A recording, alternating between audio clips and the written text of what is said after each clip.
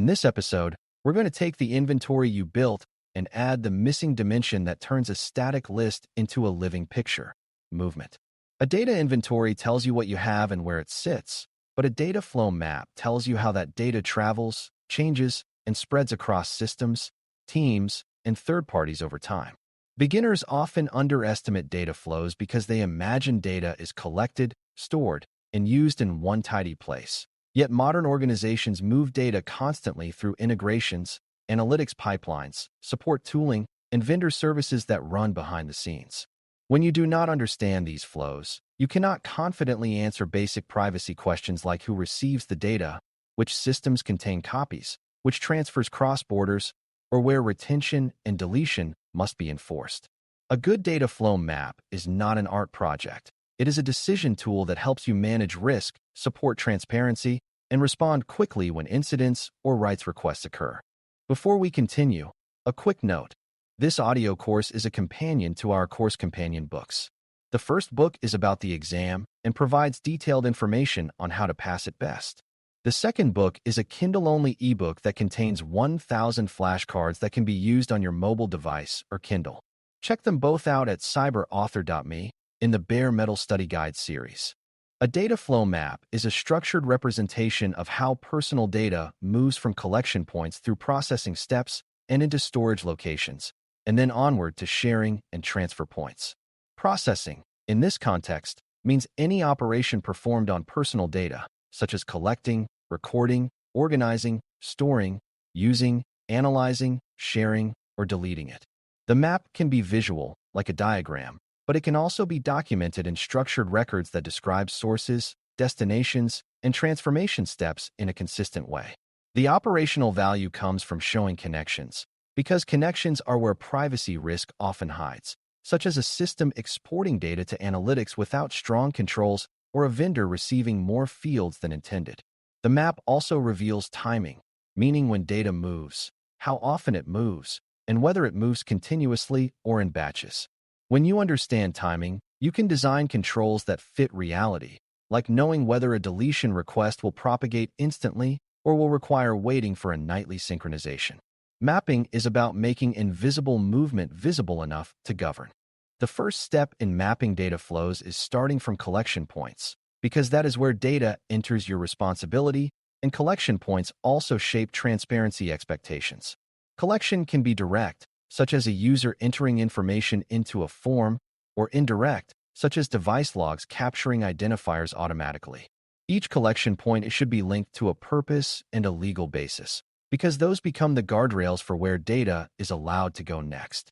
If data is collected to provide a service, the flow should support that service and related necessary functions like fraud prevention and customer support, not unrelated secondary uses without review. Beginners sometimes treat collection points as just front-end screens, but collection includes APIs, imports, partner feeds, event tracking, and support interactions where people volunteer information. A robust mapping approach captures these entry points and then follows the data forward, step by step, rather than starting in the middle where things are already messy. This forward-tracing method helps you identify unexpected flows early. After identifying entry points, the next step is to trace primary processing paths, meaning the core ways data is used to deliver the service or fulfill the relationship. For a customer account, that might include identity management, billing, product usage, and support. For an employee relationship, that might include recruiting, onboarding, payroll, benefits, and performance management. Each primary path includes systems where data is stored and accessed, and the map should show which system is the system of record and which systems are downstream copies. This matters because the system of record is often where updates and corrections should begin, while downstream systems might receive synchronized values. If the map does not distinguish these roles, teams may try to correct data in the wrong place and then wonder why it reverts. Primary processing paths also reveal where access is broad, such as a customer relationship management tool accessed by many roles, which can drive internal sharing governance. Mapping primary paths gives you the backbone of the story before you add the more complex branches. Once the backbone is clear, you add sharing points, because sharing is where data leaves one boundary and enters another, and boundaries can exist inside the organization as well as outside it. Internal sharing points include exports from one system to another team, shared reports, and data feeds into analytics tools. External sharing points include vendors, partners, and service providers that receive data as part of processing. The map should capture what data categories are shared, what identifiers are included, and what role the recipient plays, such as whether they act as a processor or a controller in the relevant context. It should also capture the mechanism of sharing, such as direct integration, manual export, or API calls, because mechanism affects control, logging, and deletion. A beginner mistake is assuming sharing is always deliberate and obvious, but many sharing points are created indirectly when tools are connected or when default settings enable data transmission. Mapping makes those pathways visible so governance can be applied intentionally rather than after a problem occurs. Storage points are another essential part of data flow mapping, and beginners often overlook them because they assume storage is just the database. In reality, storage includes operational databases, file systems, collaboration platforms, data lakes, analytics warehouses, and archives, and each storage point can become a new hub where data is accessed and copied again.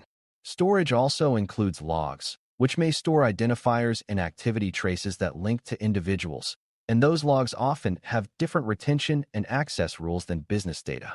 Backups are a special storage point because they preserve historical snapshots and are not designed for selective edits, which affects deletion and retention promises.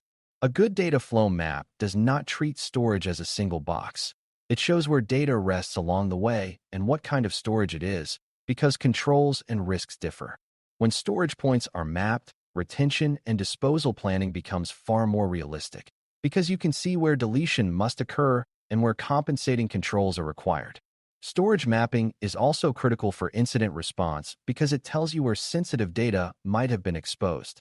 Transfer points are where geography and jurisdiction become operational, because data may move across regions, data centers, or countries even if users never see it.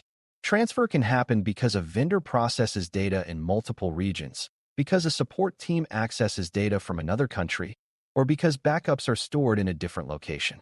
Transfers also occur when data is routed through content delivery networks or cloud infrastructure that spans regions. The privacy program needs to know these transfer points because cross-border movement can trigger additional legal requirements and can affect what you must disclose in notices.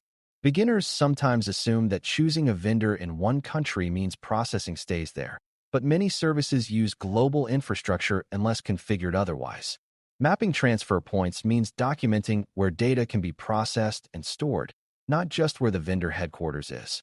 When you understand transfer points, you can apply appropriate safeguards and ensure contracts and configurations align with your intended data residency decisions. A data flow map should also capture transformation points, because data often changes form as it moves, and those transformations affect privacy risk and control choices. Transformation includes normalization, enrichment, aggregation, pseudonymization, and linking, such as combining account data with behavioral data to build profiles. Transformation can reduce risk, such as aggregating data so individuals are not identifiable, but it can also increase risk by creating richer datasets that reveal more about people.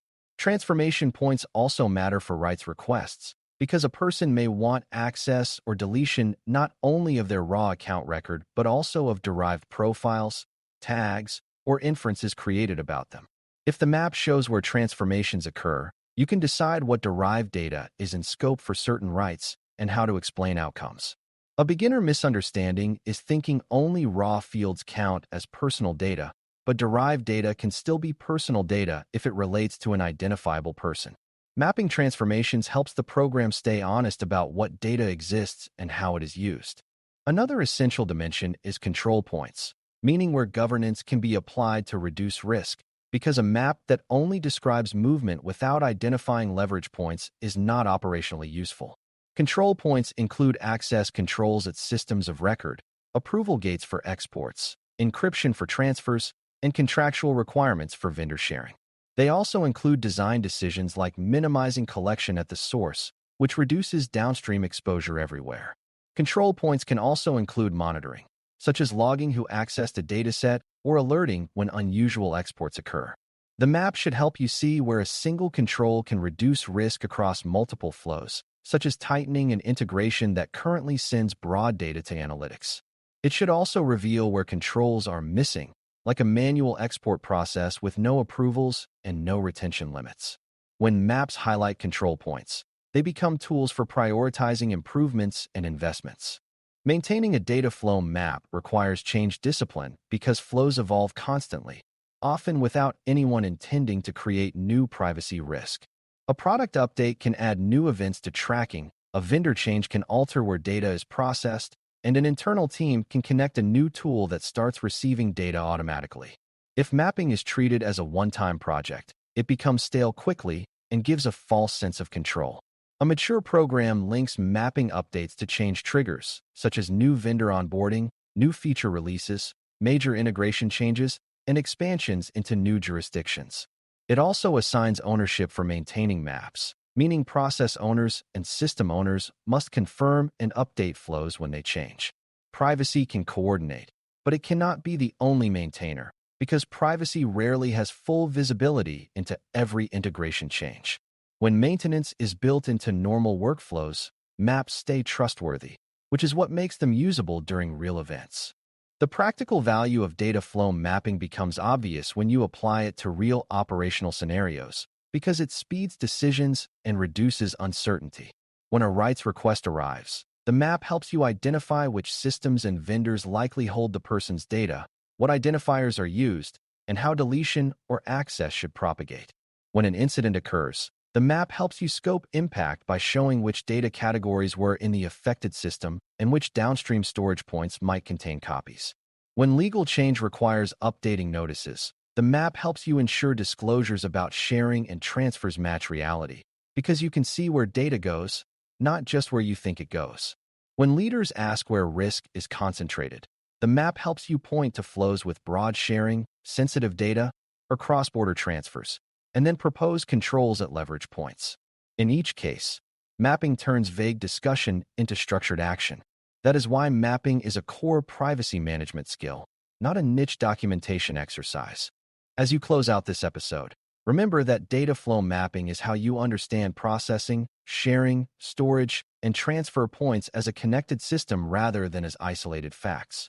An inventory tells you what exists, but a flow map tells you how it moves, where it spreads, and where controls must be applied to keep promises credible. Starting from collection points and tracing forward reveals the backbone of processing. Then adding sharing, storage, transfer, and transformation points reveals the true footprint of personal data across systems and vendors. Identifying control points turns the map into a tool for prioritization, making it clear where governance, security safeguards, and minimum necessary design choices will have the greatest impact. Maintaining maps through change triggers keeps them aligned with reality, which is what makes them reliable during rights requests, incidents, audits, and leadership decision-making. When you can map flows confidently, you gain the ability to govern privacy as an operational system, because you are no longer guessing where data goes, and you are no longer surprised when it shows up somewhere you did not expect. Thanks for listening. For more audio courses, daily newsletters, and more, please visit BareMetalCyber.com.